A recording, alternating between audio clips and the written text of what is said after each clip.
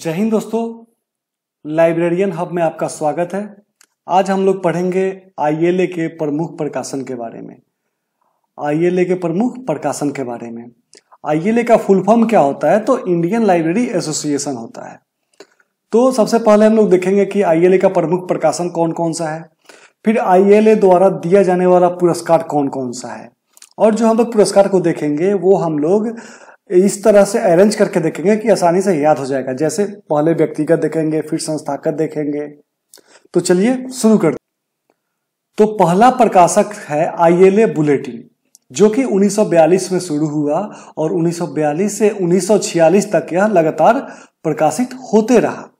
तो library bulletin की शुरुआत कब हुई थी? 1942 में, और 1942 से लेकर 1946 तक लगातार इसका प्रकाशन होते रहा। लेकिन 1946 में इसे बंद कर दिया गया और उसके बाद इसका नाम बदलकर ABG-ILA कर दिया गया, जो कि 1949 से प्रकाशन इसका शुरू हुआ और 1953 तक इसका प्रकाशन होते रहा। तो ABG-ILA याद रखना काफी डिफिकल्ट है, तो हम लोग एक लॉजिक से याद रखेंगे ताकि ये याद रहेगा। तो लाइब्रेरी बुलेटिन का नाम बदलकर ABG-ILA किया गया, तो इसको हम लोग ABG-ILA न पढ़कर इसको हम लोग पढ़ेंगे अब गीला। तो लाइब्रेरी बुलेटिन को अब क्या कर दिया गया? तो अब गीला कर दिया गया। तो लाइब्रेरी बुलेटिन को अब क्या कर दिया गया? अब गीला कर दिया गया। और अब गीला होने के बाद यह इसका प्रकाशन कब से कब तक हुआ? तो 1949 से लेकर 1953 तक। तो ये काफी इंपॉर्टेंट क्वेश्चन बनता है कि लाइब्रेरी बुलेटिन का नाम बदलकर क्या कर दिया गया? तो अब गीला कर दिया गया। और लाइब्रेरी बुलेटिन का प्रकाशन कब से कब तक हुआ था? तो 1942 से लेकर 1946 तक। और अब गीला का प्रकाशन कब से कब तक हुआ? तो 1949 से 1953 तक। अब गीला को अर्नेल बुलेटिन ग्रंथालय ऑफ आईएलए बोलते हैं। अब गीला का फुल फॉर्म क्या है? तो अर्नेल बुलेटिन ग्रंथालय ऑफ आईएलए। तो हमें जरूरी नहीं है कि हम प्रोनाउंसिएशन सही नाम का ही करें, हम उसको ऐसे ढंग से याद रखेंगे ताकि हमारे दिमाग में बैठ जाए, फर्क नहीं पड़ता कि हम क्या बोलते हैं। उसके बाद आईएलए बुलेटिन की शुरुआत हुई थी 1965 में। आईएलए बुलेटिन की शुरुआत कब हुई? 1965 में। और इसका भी नाम बदलकर JILA कर दिया गया, मतलब जिला कर दिया गया। तो आईएलए को हम आइला बोल सकते हैं लॉजिक के लिए। तो आइला का प्रकाशन हर एक जिला में होने लगा। इसको हम लोग ऐसे याद रखेंगे कि आइला का प्रकाशन हर एक जिला में होने लगा। तो इससे हमें क्या समझ आएगा कि आइला का नाम बदलकर क्या कर दिया गया? तो जिला कर दिया गया। और इसका प्रकाशन कब से शुरू हो गया जिला का? तो 2011 से। हर एक लास्ट का दोनों एक से लॉजिक बना लेंगे तो 2011 याद हो जाएगा। तो आइला बुलेटिन का प्रकाशन 1965 से हुआ और आइला का प्रकाशन हर एक जिला में कब से होने लगा? तो 2011 से। तो आइला का नाम बदलकर क्या कर दिया गया? तो जिला कर दिया गया। अगला आता है आईएलए न्यूज लेटर।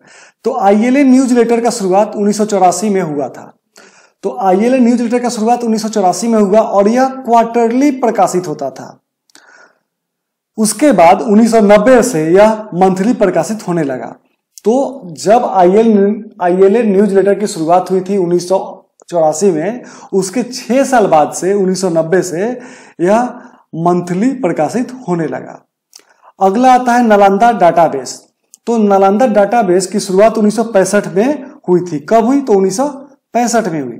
तो नालंदा डाटाबेस काफी इंपॉर्टेंट हो जाता है हमारे लिए, क्योंकि बिहार लाइब्रेरियन का पेपर है और बिहार से रिलेटेड अगर कोई लाइब्रेरी है तो वह काफी इंपॉर्टेंट हो जाता है।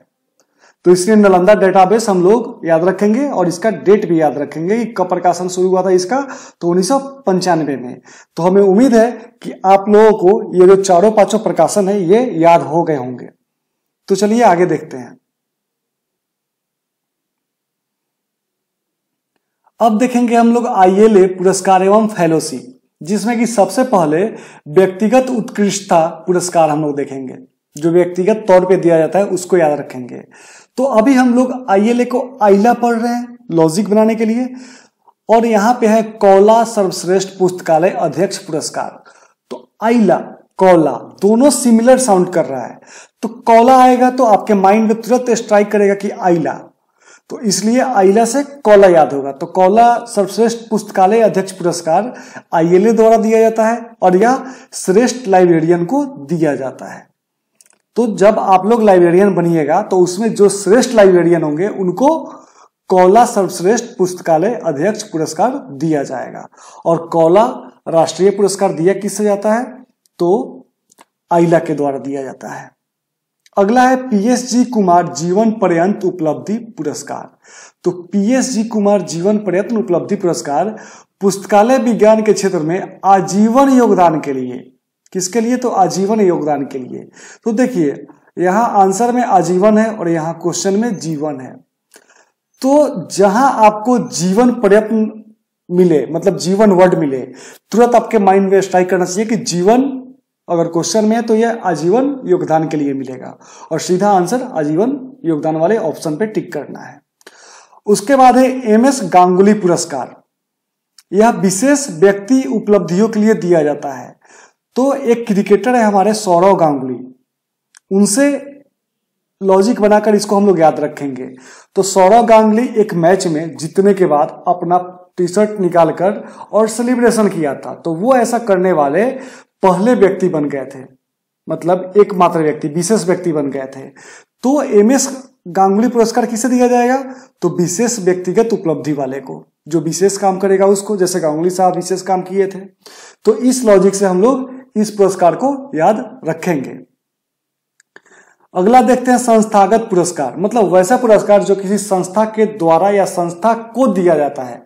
संस्था के द्वारा नहीं, संस्था को दिया जाता है।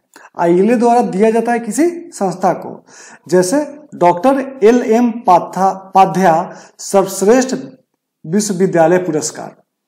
तो यह श्रेष्ठ विश्वविद्यालय को दिया जाता है। तो इसके लिए हम लोग एक लॉजिक बनाएंगे।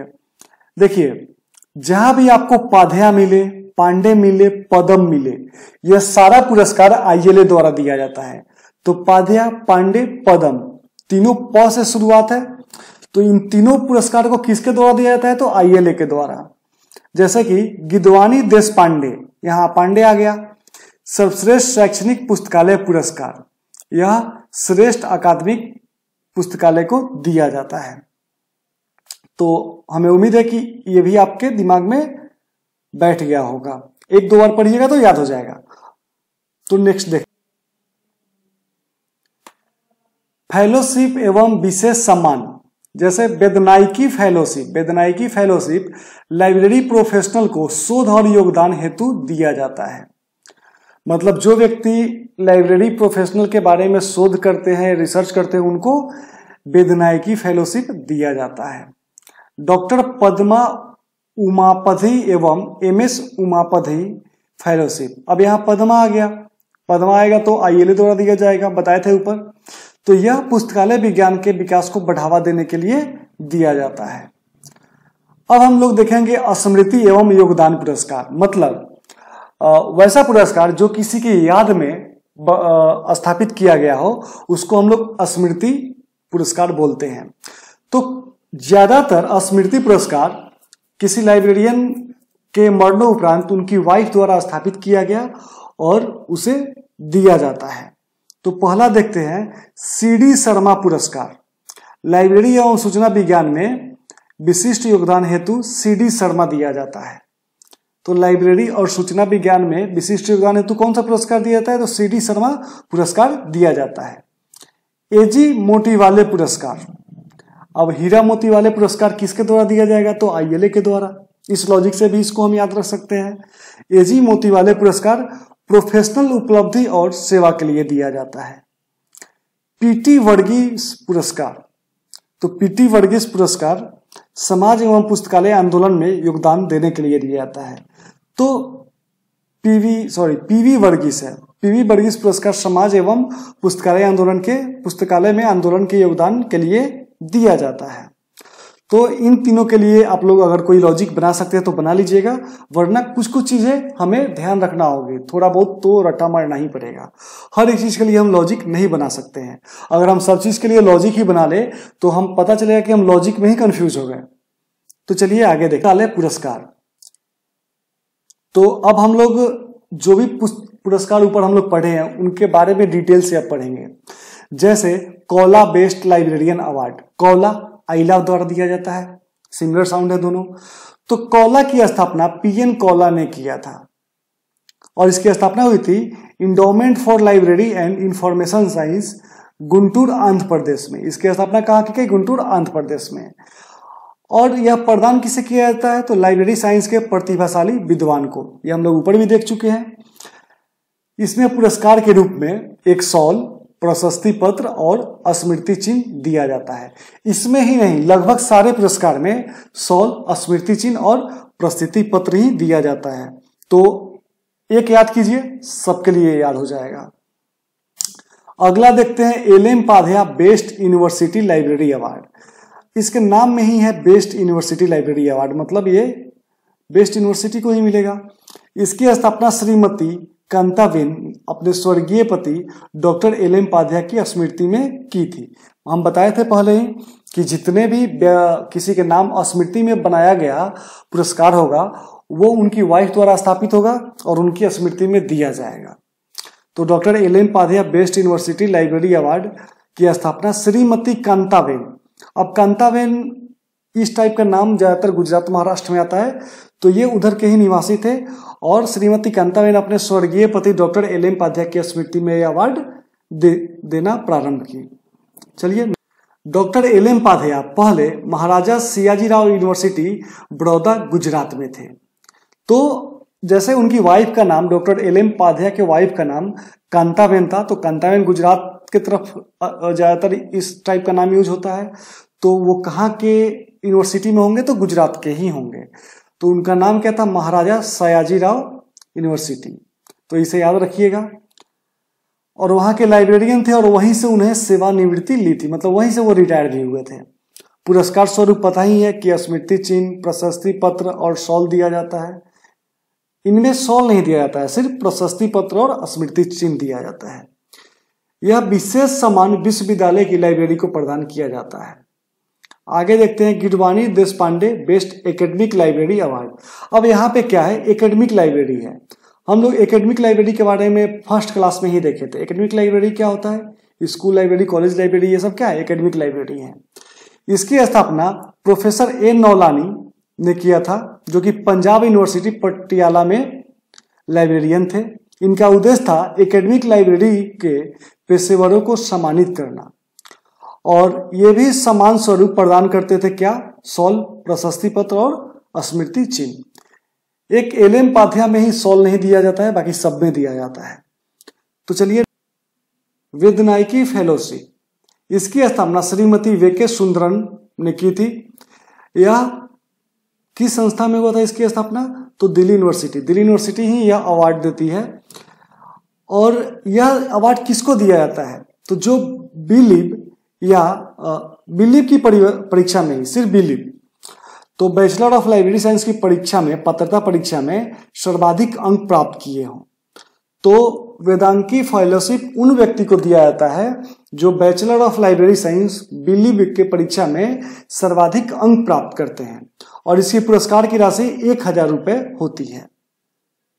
तो वेदांकी फेलोशिप श्रीमती वी.के. सुंदरन ने इसकी स्थापना की थी और यह कौन सी संस्था प्रदान करता है? तो दिल्ली यूनिवर्सिटी प्रदान करता है। यह दिया किसे जाता है? तो वैसे व्यक्ति को जो बिलीव में सर्वाधिक अंक प्राप्त करते हैं और इसके पुरस्कार की राशि कितना है? तो 1000 रुपए है। सी.डी. शर्मा अवार्ड, इसकी स्थापना श्रीमती कमला शर्मा द्वारा अपने पति सी.डी. शर्मा के याद में किया गया। यह प्रदान किया जाता है आईएलए के सम्मेलन में लिखे और प्रस्तुत किए गए सर्वश्रेष्ठ लेखक को। तो सी.डी. शर्मा अवार्ड उन व्यक्ति को दिया जाता है जो आईएलए के सम्मेलन में लिखे और प्रस्तुत किए गए सर्वश्रेष्ठ लेखक होते हैं। तो आईएलए के सम्मेलन में जो लेखक अपना जो भी वो लिखे हुए वो प्रस्तुत करते हैं और उनमें जो सर्वश्रेष्ठ होता है उन लेखक को सी.डी. शर्मा अवार्ड दिया जाता है। DIN Padma Umapati and KS. Umapati fellowship, dean Padma Umapati and KS. Umapati fellowship, इसकी राशि होती है 2000 रुपए और यह वर्ष में एक बार दिया जाता है। और यह अवार्ड देने का जो शर्त है वो है कि योग्यता परीक्षा में न्यूनतम 80% अंक प्राप्त करने वाला छात्र ही आवेदन कर सकता है। जो छात्र सरकार या विश्वविद्यालय में से किसी अन्य प्रकार की आर्थिक सहायता प्राप्त कर रहा हो वह यह अप्लाई नहीं कर सकता है। मतलब वैसा स्टूडेंट जिसका 80% से ज्यादा अंक आ गया हो लेकिन वह सरकार या विश्वविद्यालय से अन्य प्रकार की कोई सहायता ले रहा हो तो यह अवार्ड के लिए वो अप्लाई नहीं कर सकता है। यह वर्ष में केवल एक बार ही प्रदान किया जाता है और इसकी प्रदान की जाने वाली राशि 2000 रुपए है। एजी मोती वाले अवार्ड, अब मोती हीरा मोती के बात आएगा तो कौन देगा, तो आईएलए अवार्ड देगा। तो एजी मोती वाले अवार्ड सुश्री सुशीला मोतीवाले ने अपने स्वर्गीय पति एजी मोतीवाले की याद में देना प्रारंभ की। यह आईएलए के सम्मेलन के दौरान ही दिया जाता है। आईएलए के सम्मेलन के दौरान लिखे और प्रस्तुत किए गए सर्वश्रेष्ठ लेख को एजी मोतीवाले अवार्ड दिया जाता है। लेकिन लेखक में कौन, तो जो युवा लेखक होंगे उनको दिया जाएगा। तो एजी मोतीवाले अवार्ड किसको दिया जाएगा, युवा लेखक को, ऐसा नहीं कि किसी को भी दिया जाएगा। इसकी एलिजिबिलिटी है कि लेखक की आयु 40 वर्ष से कम होना चाहिए। तो ऑफकोर्स ये बात है कि युवा को देंगे तो युवा की उम्र क्या होगी, वो जो युवा कब कहलाएगा, जब 40 वर्ष से कम का होगा। और इसकी पुरस्कार राशि 500 रुपये नगद होगी। तो एजी मोतीवाले की पुरस्कार राशि क्या है, तो 500 रुपये है। पीवी वर्गीस अवार्ड, जिसकी स्थापना पीवी वर्गीस द्वारा किया गया था और यह जिला, जैसे आइला बुलेटिन का नाम बदल के जब जिला किया गया तो जिला में प्रकाशित सर्वश्रेष्ठ लेखक को दिया जाता है। तो पीवी वर्गीस अवार्ड किसको दिया जाता है, तो जिला में प्रकाशित, जिला मतलब ये डिस्ट्रिक्ट नहीं, JIL है, जिला का फुल फॉर्म JIL, मतलब जिला को अगर अच्छे से पढ़ा जाए तो JIL है। तो हम लोग लॉजिक के लिए जिला पढ़ते हैं, तो जिला में प्रकाशित सर्वश्रेष्ठ लेखक को हम लोग पीवी वर्गीस अवार्ड देते हैं और जिसकी पुरस्कार राशि कितना है, तो 500 रुपये नगद है। Doctor PS G Kumar life time achievement award, यह पुरस्कार लाइब्रेरी ऑफ इंफॉर्मेशन साइंस के क्षेत्र में 10 पेशेवरों को प्रदान किया जाता है। तो doctor PS G Kumar life time achievement award 10 लोगों को प्रदान किया जाता है। इसके पुरस्कार की स्थापना PS जी कुमार फेलिसेशन कमेटी द्वारा किया जाता है, जो कि अमरावती महाराष्ट्र में स्थापित हुई थी।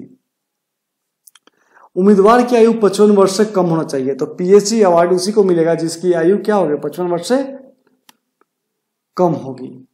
SM गांगुली अवार्ड, यह पुरस्कार देश की सर्वश्रेष्ठ लाइब्रेरी को प्रदान किया जाता है।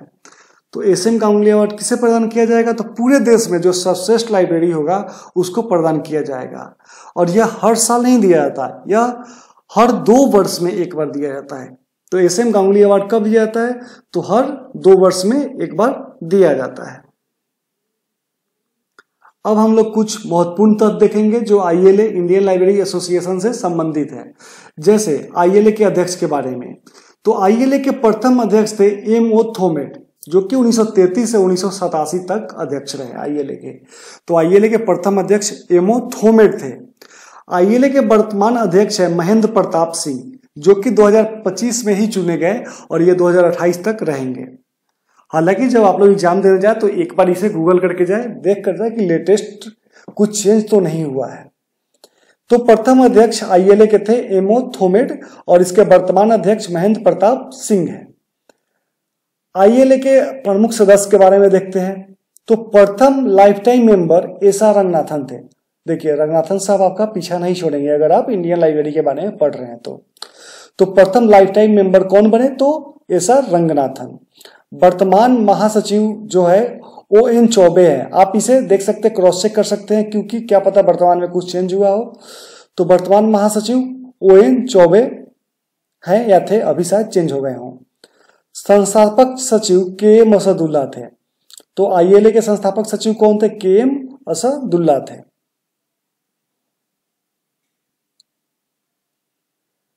ILA का संविधान, यह ILA का संविधान बना था 1933 में और इसे समय समय पर थोड़े बहुत बदलाव करके लागू किया जाते रहा। तो 1933 में ILA का संविधान बना, पहली बार 1949 में लागू हुआ, फिर 1964 में, फिर 1981 में और फिर 1984 में हुआ। तो सब याद रखने की जरूरत नहीं है, सिर्फ इतना याद रखें कि ILA के संविधान का निर्माण कब हुआ, 1933 में। अगर पॉसिबल हो तो जब यह लागू हुआ तो हर बार जब जब लागू हुआ याद रखें, नहीं तो पहली बार कब लागू हुआ वो याद रखें, 1949 में लागू हुआ, देश की आजादी के 2 साल बाद। इस लॉजिक से इसको याद रखिएगा। तो ILA संविधान का निर्माण 1933 में हुआ और लागू पहली बार 1949 में किया गया, और आखिरी बार कब लागू हुआ था ये तो 1984 में। कुछ विशेष दिवस है, जैसे पुस्तकालय अध्यक्ष दिवस 12 अगस्त को मनाते हैं। पुस्तकालय अध्यक्ष दिवस कब मनाते हैं तो 12 अगस्त को मनाते हैं। पुस्तकालय दिवस 14 नवंबर को मनाया जाता है, और पुस्तकालय सप्ताह 14 नवंबर से 20 नवंबर तक मनाया जाता है। सार्वजनिक पुस्तकालय दिवस 22 मई को मनाई जाती है। सार्वजनिक पुस्तकालय दिवस कब मनाई जाती है तो 22 मई को। पुस्तकालय अध्यक्ष दिवस कब मनाया जाता है तो 12 अगस्त को। पुस्तकालय दिवस कब मनाया जाता है तो 14 नवंबर को। और पुस्तकालय अध्यक्ष सप्ताह तो 14 से 20 नवंबर को मनाया जाता है पुस्तकालय सप्ताह दिवस। और सार्वजनिक पुस्तकालय दिवस 22 मई को मनाया जाता है। तो आज के लिए इतना ही। अगर आपको हमारी क्लास अच्छी लगती है तो इसे लाइक करें, सब्सक्राइब करें, शेयर करें ज्यादा से ज्यादा लोगों के बीच। धन्यवाद।